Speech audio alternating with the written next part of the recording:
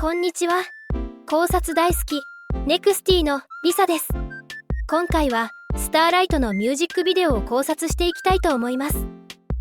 では早速見ていきましょう。まず螺旋状の模型とカラフルなボールがまるで天体模型のようで、曲名からしても星の光なのでテーマが星だとわかります。そして最後にみんなが寝ている描写があるので、これは夢の中の話だと思いました。ここで夢の内容を考える前にミュージックビデオのリアクション動画でゆうくんが言っていたことを振り返ってみましょう。みんなが横に並んで手を開いたり閉じたりしているシーンがあります。これはネクスジのデビュー日の星座を表していると言っていました。ネクスジのデビュー日5月20日の星座は牡牛座です。確かにみんなの手の動きが星の瞬きだとするとちょうど牡牛座の形になっています。そこでさらに牡牛座を詳しく調べてみると、牡牛座を形成している中にプレアデスという7つの星の集まりがありました。日本ではスバルと呼ばれているとても綺麗な星団です。そして映像では7人が光り輝く姿がたびたび出てきます。本当に眩しいくらいに光っている演出なので、ずっとこれには何か意味があるのではと思っていましたが、7人こそが星であり、そして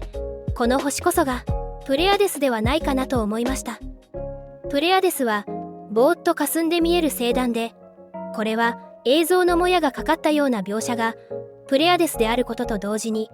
夢の中であることを意味するのかなと思いました。それで今度はプレアデスについて調べてみると、こんなギリシャ神話がありました。ざっくり説明すると、昔プレアデスというとても美しく優しい仲のいい7人姉妹がいて、森の中で遊んでいると、そこにオリオンという狩人が通りかかり、一目で気に入られ一緒に遊ぼうと誘われますが、7人は断り逃げました。しかし強引で乱暴者のオリオンはどこまでも追いかけてきます。7人は森の中を一生懸命逃げ回りますが、とうとう追いつかれそうになった時、プレアデス姉妹は突然真っ白な7羽の鳩に姿を変えて大空に飛び立ちました。一部始終を見ていた女神アルテミスが姉妹たちを鳩に変えて逃がしてあげたのです。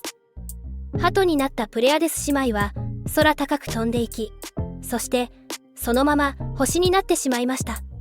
というプレアデスのお話です。それを踏まえてミュージックビデオを見てみると、やはりプレアデスの神話に似ている描写があるなと感じました。まずは最初から順に追って見ていきましょう。汚れた靴下でソゴンくんが寝ています。これは森を駆け回っている夢を見ている、もしくは幼い子供の時をイメージした描写で、小さい頃からの夢という意味かもしれません。部屋には天体模型やポスターがあります。やはりテーマは星と夢でしょう。夢の中で星をつかもうとしたら誰かの手でした。ちなみにこの服の袖はソゴンくんとユウくんです。はっと目覚めたソゴンくんは指で星を描き、星を探している夢を見ていたよと教えたように見えました。ヒュイくんとユウくんはボールを転がしたり、懐中電灯でこちらに光を照らしながら何かを探しているようです。きっと星を探しているのでしょう。そしてこのボールが7個並んで落ちている時の色にポイントがあります。別の動画メンバーカラーの考察でも言いましたが、この7個並んでいる時の色、ここは赤と羽黄緑青卵子虹色の並びになっていて、これはニジプロ2を意味していると思います。7個のボールはミュージックビデオの最後のシーンでも出てきますが、ここではニジプロ2で出会った仲間と朝も夜も仲良く踊りながら一緒に星のありかを探しているシーンだと思いました。そこにユウキくんが通ります。眠りながら歩いていて、蝶がまとわりついて飛んでいます。胡蝶の夢という言葉がありますが、夢と現実との区別がつかないことを意味し、これは単に夢の話だけではなく現実にもつながっている話だよという描写かなと思いました。そして袋からはどんどんボールが落ちています。どうやら穴が開いているようですが、野原や床にボールが散らばってもそれどころじゃない様子です。ボールをたくさん集めたけれど、どれも探し求めている星ではありません。フラフラで疲れたゆうきくんは倒れてしまいますが、光の羽が守ってくれました。続いてはるくんとせいたくんが森の中で星を探しています。探知機のようなもので空にかざしたり、イヤホンで音を聞いたりしています。そんな時、はるくんの探知機に何か変化があったのか、せいたくんに話しかけようと駆け寄った時、転倒し手に傷を負ってしまいます。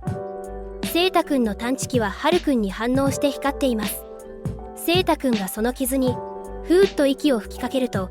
はるくんの手から光の羽が飛び出し、不思議な力で傷が癒えていきます。その羽が飛んでいく先には踊っている7人がいます。森の中、7人、羽の存在といえば、そうプレアデスの神話のようです。神話では女神が鳩に変えて助けてくれましたが、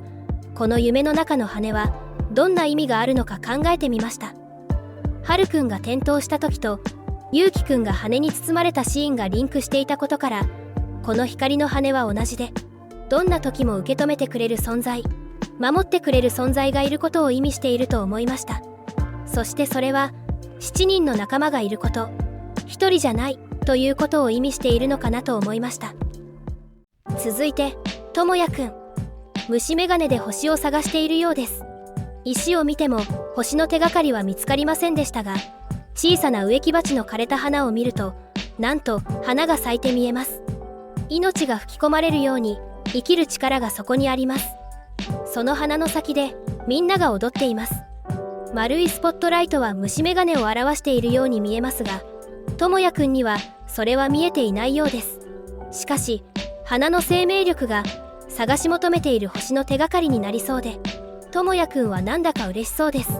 そしてともやくんにもまたゆうきくんと同じく白い蝶がまとわりついて飛んでいます。みんなは手がかりをもとに星を見つけるため儀式のようなことをし始めます。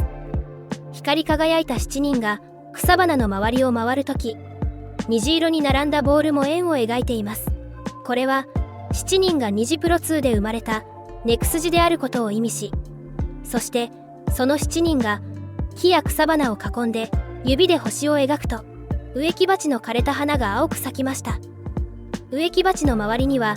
星を探す時に使った道具が置いてあり、星探知機が反応して光っています。みんなが探している星とは何か、それは光り輝き魅了されるもの、生きる力をくれるもの。もうすぐ答えにたどり着きそうな7人。きれいに咲いた草花の中をはるくんが指をさすと、草花がともやくんの足を捕まえます。その瞬間、走馬灯のように次々と場面が変わっていきます。草花のそばで眠っていたともやくんとゆうきくん、白い蝶が飛んでいた2人が目覚めた時、星の正体がわかります。それは自分たちこそが星だったということ。傷を治したせいたくんの力も星だったからです。そして最初に言っていたお牛座の話にもつながりました。7人は星を描き、星探知機を空へ向けます。その光が空へと伸びていくと、7人は輝き出します。人々を魅了し、生きる力をくれる星。夢の中で楽しそうに踊っています。そして一人、夢からふと目覚めたソゴンくんが星の夢を見ていたことを示し、また再び眠りにつきます。周りにはネクスジの仲間がいて、みんなで星の夢を見ています。最後の映像では夜から朝へと時間の経過が描かれ、部屋に光が差してきます。よく見ると虹色のボールたちは下へ降りず上へと登っています。星の光のように輝くネクスジ。これは夢の中だけじゃない話で、これから未来へと続くネクスジのストーリーを表しているんじゃないかなと思いました。さて、いかがでしたか？今回はスターライトのミュージックビデオの考察をしてみました。まとめると、夢を見ている7人、デビュー日であるお牛座のプレアデス神話のような世界の中で輝く星を探しますが、